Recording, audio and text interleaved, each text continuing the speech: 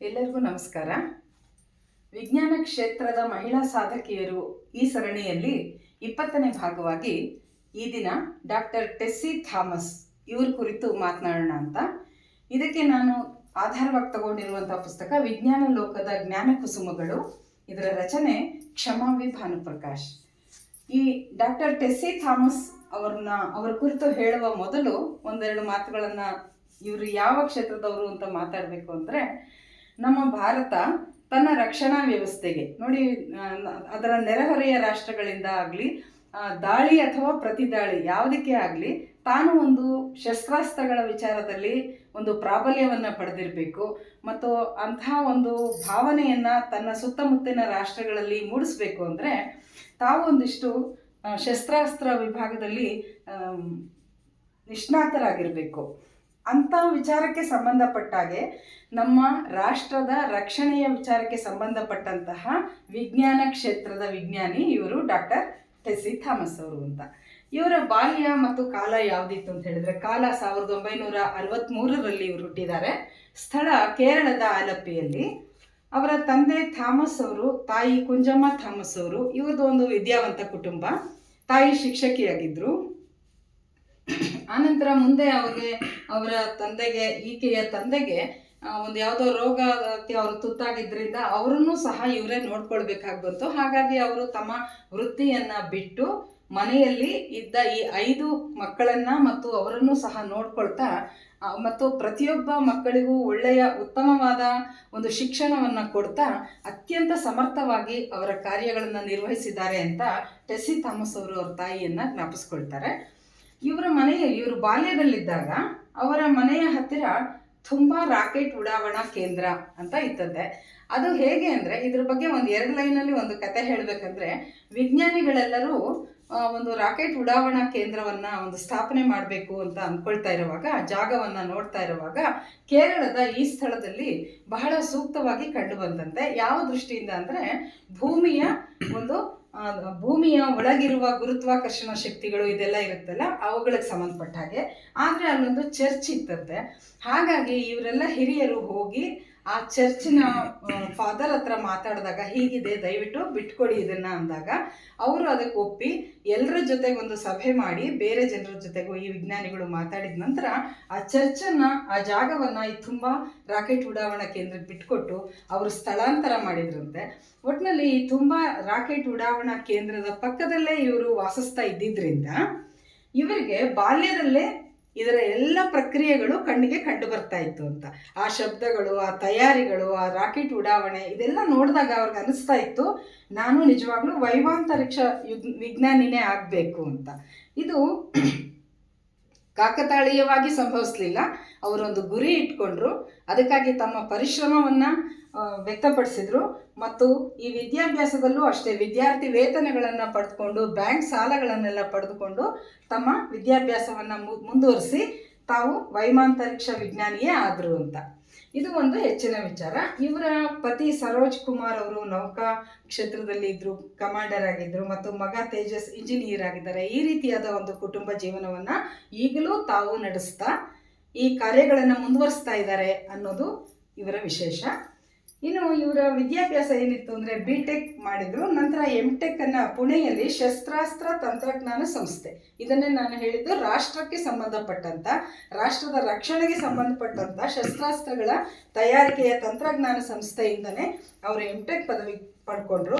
ಈ ಶಸ್ತ್ರಾಸ್ತ್ರಗಳ ತಂತ್ರಜ್ಞಾನ ಏನಿದೆ ಅದರ ಕಾರ್ಯಾಚರಣೆ ನಿರ್ವಹಣೆ ಹೇಗೆ ಅನ್ನೋದ್ರ ಬಗ್ಗೆನೇ ಅವರು MBA ಮಾಡಿದರು. ನಂತರ ಅದರ ಈ ಮಾರ್ಗದರ್ಶಿತ ಕ್ಷಿಪಣಿಗಳು, ಈ ಕ್ಷಿಪಣಿಗಳ ಉಡಾವಣೆ, ಅದರ ತಯಾರಿಕೆ, ಇವುಗಳೆಲ್ಲದರ ಕುರಿತಾಗಿ ಅವರು ಆ ವಿಷಯದಲ್ಲೇ PhD ಕೂಡ ಮಾಡಿಕೊಂಡ್ರು. ಇದರಲ್ಲಿ ಇನ್ನೊಂದು ಸಂತೋಷದ ವಿಚಾರ ಏನಂದರೆ, ಇವರ ಈ ಎಲ್ಲ ಕೆಲಸಗಳನ್ನು, ಈ ಎಲ್ಲ ವಿದ್ಯಾಭ್ಯಾಸಕ್ಕೆ ಅವರಿಗೆ ಸಲಹೆ ಕೊಡ್ತಾ ಇದ್ದವರು ಮತ್ತು ಮಾರ್ಗದರ್ಶನ ನೀಡ್ತಾ ಇದ್ದವರು ಅಂದರೆ ಡಾಕ್ಟರ್ APJ ಅಬ್ದುಲ್ ಕಲಾಂ ಅವರು ಅಂತ. ಅಂಥ ಒಬ್ಬ ಪ್ರಖ್ಯಾತ ವಿಜ್ಞಾನಿಯ ಒಂದು ನುರಿತ ಅನುಭವದ ಅಡಿಯಲ್ಲಿ ಇವರು ಬೆಳೆದವರಾಗಿ ತಾವು ಅಷ್ಟೇ ಸಮರ್ಥರಾದರು ಅಂತ. ಹಾಗಾಗಿ ಅವರ ವೃತ್ತಿ ಜೀವನವನ್ನು ಅವರು ರಕ್ಷಣಾ ಸಂಶೋಧನೆ ಅಭಿವೃದ್ಧಿ ಸಂಸ್ಥೆ, ಅಂದರೆ ನಾವೆಲ್ಲ DRDO ಅಂತ ತುಂಬ ಕೇಳ್ತಾನೆ ಇರ್ತೀವಿ, ಆ ಸಂಸ್ಥೆಯಲ್ಲಿ ಅವರು ವೃತ್ತಿ ಜೀವನವನ್ನು ಪ್ರಾರಂಭ ಮಾಡಿದರು. ಇದೇ ಸಮಯದಲ್ಲಿ ಏನಾಗಿತ್ತು ಅಂದರೆ, ಭಾರತ ರಷ್ಯಾದ ಮೂಲಕ ರಷ್ಯಾದ ತಂತ್ರಜ್ಞಾನವನ್ನು ಉಪಯೋಗಿಸಿಕೊಂಡು ತಾನು ಸ್ವತಂತ್ರವಾಗಿ ಈ ಕ್ಷಿಪಣಿಗಳನ್ನು ತಯಾರಿಸೋದು, ಅವುಗಳ ಉಡಾವಣೆಯನ್ನು ಮಾಡೋದು, ಇದನ್ನು ತಯಾರಿಕೆ ನಡೆಸ್ತಾ ಇದ್ದು, ಸಭೆಗಳನ್ನು ನಡೆಸ್ತಾ ಇದ್ದಂತಹ, ಸಂಶೋಧನೆಗಳನ್ನು ನಡೆಸ್ತಾ ಇದ್ದಂತಹ ಕಾಲ ಅದು. ಆಗ ಇವರು ಅದರಲ್ಲಿ ತೊಡಗಿಕೊಂಡ್ರು. ಹೀಗಾಗಿ ರಾಕೆಟ್ ಮತ್ತು ಕ್ಷಿಪಣಿಗಳು ಅಂತ ಏನಿದೆ, ಈ ರಾಕೆಟ್ ಅಂದರೆ ಸಾಮಾನ್ಯವಾಗಿ ಅಂತರಿಕ್ಷಕ್ಕೆ, ಬಾಹ್ಯಾಕಾಶಕ್ಕೆ, ಈ ಒಂದು ಆ ಕಕ್ಷೆಗೆ ಬಿಡುವವರೆಗೆ ಮಾತ್ರ ರಾಕೆಟ್ಗಳ ಒಂದು ಕೆಲಸ ನಡೆಯುತ್ತೆ. ಆ ನಂತರ ಈ ಕ್ಷಿಪಣಿಗಳು ಅಂದರೆ ಎಲ್ಲಿ ಯುದ್ಧ ನಡೆಯುತ್ತೋ ಅಥವಾ ಎಲ್ಲಿ ನಮಗೆ ಯಾವ ಒಂದು ನೀವು ನೋಡ್ತಾ ಇರೋ ಹಾಗೆ ಇಷ್ಟೊಂದು ವಿದ್ಯಾವಂತರಿರೋ ಕಾಲದಲ್ಲೂ ಯುದ್ಧಗಳು ನಡೀತಾನೆ ಇದೆ. ಆ ಯುದ್ಧಗಳಲ್ಲಿ ಹೆಚ್ಚಾಗಿ ಬಳಸ್ತಾ ಇರೋದು ಈ ಕ್ಷಿಪಣಿಗಳು, ಮಿಸೈಲ್ಸ್ ಅಂತೀವಲ್ಲ ಅದು. ಇದನ್ನು ಬರೀ ಬೇರೆ ದೇಶಗಳಿಂದ ತರಿಸ್ಕೊಳ್ಳೋದಲ್ಲ, ನಾವು ತಯಾರು ಮಾಡಬೇಕು ಅನ್ನೋದಕ್ಕೆ ಅನೇಕ ಸಂಶೋಧನೆಗಳು ನಡೆಯೋ ಕಾಲದಲ್ಲಿ ಈ ಎಲ್ಲ 5 ರೀತಿಯಲ್ಲಿ ತಯಾರು ಮಾಡಿದ್ದಾರೆ ಕ್ಷಿಪಣಿಯನ್ನು. ಪೃಥ್ವಿ ಮತ್ತು ಆಕಾಶ್, ಅಗ್ನಿ, ತ್ರಿಶೂಲ್ ಮತ್ತು ನಾನ್, ಈ ರೀತಿಯಾಗಿ ಮಾಡೋದ್ರಲ್ಲಿ ಅಗ್ನಿ ಅನ್ನೋದರಲ್ಲಿ 1, 2, 3, 4, 5 ಈ 5 ತರಹದ ಅಗ್ನಿಯ ಕ್ಷಿಪಣಿಗಳನ್ನು ಒಂದು ರೀತಿಯಲ್ಲಿ ಸಂಶೋಧನೆ ಮೂಲಕ ಅದನ್ನು ಅಭಿವೃದ್ಧಿಪಡಿಸಿದ್ದಾರೆ. ಅದರಲ್ಲೇ ಇವ್ರದ್ದು ಮುಖ್ಯ ಪಾತ್ರ ಇದೆ. ಹಾಗಾಗಿಯೇ ಇವರನ್ನು ಅಗ್ನಿಪುತ್ರಿ ಅಂತ ಹೇಳ್ತಾರೆ. ಅಂದರೆ ಅಗ್ನಿ ಕ್ಷಿಪಣಿಗಳು ಯಾಕೆಂದ್ರೆ ಅಗ್ನಿಪುತ್ರಿ ಅನ್ನೋದ್ರೂ, ಈ ಅಗ್ನಿ ಅನ್ನುವ ಒಂದು ಕ್ಷಿಪಣಿ ಏನಿದೆ ಇದು ಸಂಪೂರ್ಣವಾಗಿ ಆ ಯಾವ ಒಂದು ಕೇಂದ್ರದ ಮೇಲೆ ಹಾಕ್ತಾರೋ ಸಂಪೂರ್ಣವಾಗಿ ನಾಶಪಡಿಸಬಲ್ಲಂಥ ಶಕ್ತಿ ಹೊಂದಿರುವಂಥದ್ದು. ಅಗ್ನಿಪುತ್ರಿ ಅನ್ನೋದು ಸರಿಯಾಗೇ ಇದೆ. ಯಾಕೆಂದರೆ ಮಹಾಭಾರತದಲ್ಲಿ ದ್ರೌಪದಿಗೆ ಕೂಡ ಆಕೆಯು ಅಗ್ನಿಪುತ್ರಿಯೇ.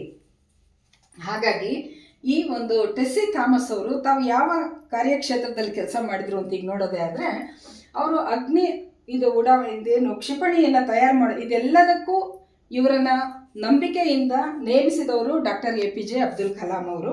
ಯಾಕೆಂದರೆ ಅಷ್ಟು ಸಮರ್ಥರಿದ್ದರು ಇವರು ಅಂತ. ಅಲ್ಲಿ ಅಗ್ನಿ 3ರಲ್ಲಿ 3000 ಕಿಲೋಮೀಟರ್ ವೇಗದಲ್ಲಿ ಅದು ಮತ್ತು ಆ ಕ್ಷಿಪಣಿಯನ್ನು ನಡೆಸ್ತಾ ಇರುವಾಗ ಅದಕ್ಕೆ ಸಹಾಯಕ ಯೋಜನಾ ನಿರ್ದೇಶಕರಾಗಿದ್ದರು ಇವರು. ಆನಂತರ ಅದರ ಯಶಸ್ಸಿನಿಂದ ಅವ್ರಿಗೆ 2011ರಲ್ಲಿ ಅಗ್ನಿ 4 ತಯಾರಿಸುವಾಗ ಅದಕ್ಕೆ ಯೋಜನಾ ನಿರ್ದೇಶಕರನ್ನಾಗಿ ನೇಮಕ ಮಾಡಿದರು.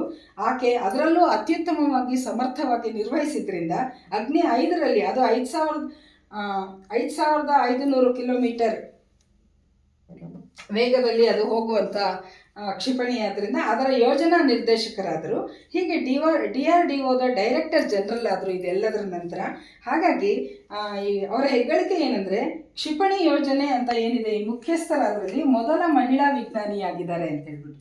ಮೊದಲ ಮಹಿಳಾ ವಿಜ್ಞಾನಿಯಾಗಿ ಸಮರ್ಥರಾಗಿ ಅವರು ಬೇರೆಯವರಿಗೆ ಮಾರ್ಗದರ್ಶಕರು ಆಗಿದ್ದಾರೆ, ಸ್ಫೂರ್ತಿಯಾಗಿದ್ದಾರೆ ಮತ್ತು ತಮ್ಮ ಜೀವನವನ್ನು ಅತ್ಯಂತ ಸಂತೋಷವಾಗಿ ತಮ್ಮ ಉದ್ದೇಶವನ್ನು ಸಾಧಿಸಿಕೊಂಡು ನಡೆಸ್ತಾ ಇರುವಂಥವರಾಗಿದ್ದಾರೆ. ಇವ್ರಿಗೆ ಪ್ರಶಸ್ತಿ ಲಾಲ್ ಬಹದ್ದೂರ್ ಶಾಸ್ತ್ರಿ ರಾಷ್ಟ್ರೀಯ ಯೋಜನೆ ಅನ್ನುವ ಈ ಮುಖ್ಯವಾದ ಪ್ರಶಸ್ತಿ ಬಂದಿದೆ.